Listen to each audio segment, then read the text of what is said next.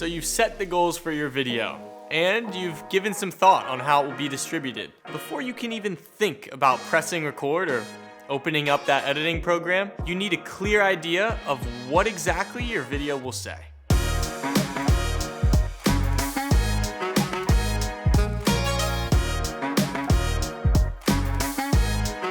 I'm Kyle Miller, and I'm a senior specialist of video production here at Storyblocks. I've helped bring ideas to life through social video, product announcements, and short-form series.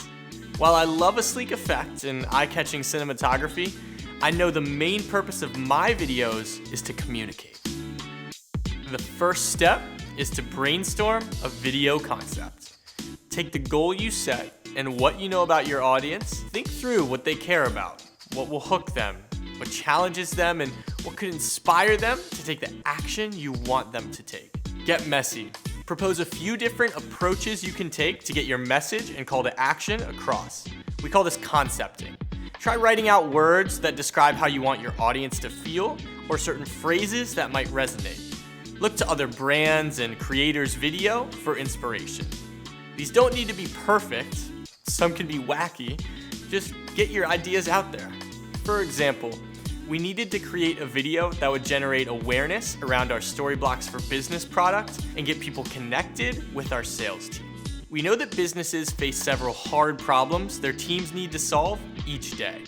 We know that the phrase "work smart, not hard" resonates with people who have a lot of problems to solve. So a concept we proposed was a video that would present several hard problems businesses and marketers face and position Storyblocks as the smart solution to solve those problems. That was our concept. Once you have a few concepts, collect quick feedback. Validate which concepts will resonate using what you know about your target audience.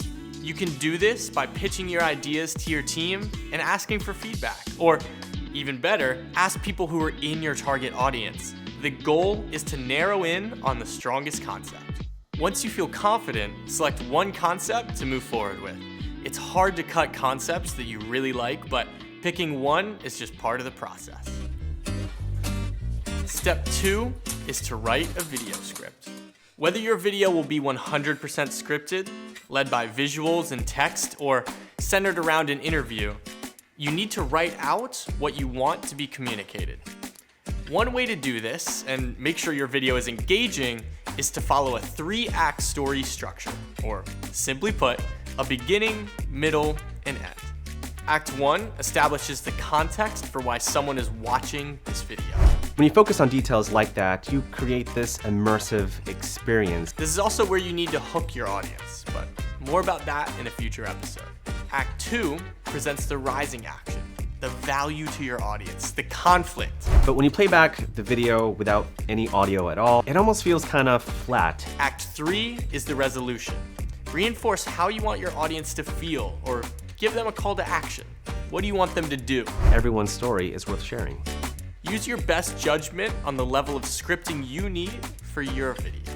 For example, if the basis of your video is an interview with someone, instead of writing a script out that will be read word for word, write the bullet points for the things you need them to say. Then, prep questions that will produce those best sound bites. This is the time to make sure you're hitting the target length of your video. Test read your script, or consider how much content a 3-question interview will produce. Step 3. Making the leap from page to screen, or really screen to a different screen, is challenging.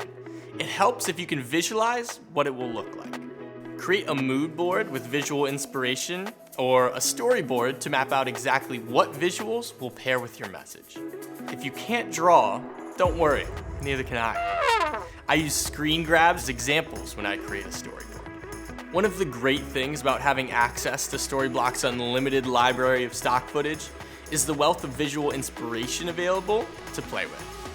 I take screen grabs from video clips and start saving that content to shareable folders to help set the visual tone for my video.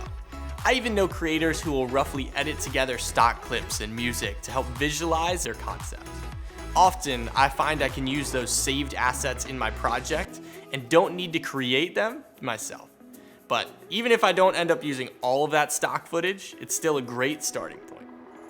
Here's a parting tip. When you need to create videos fast, don't worry about producing final draft level work in each of these steps. Just get it out of your head and into notes where you can work from.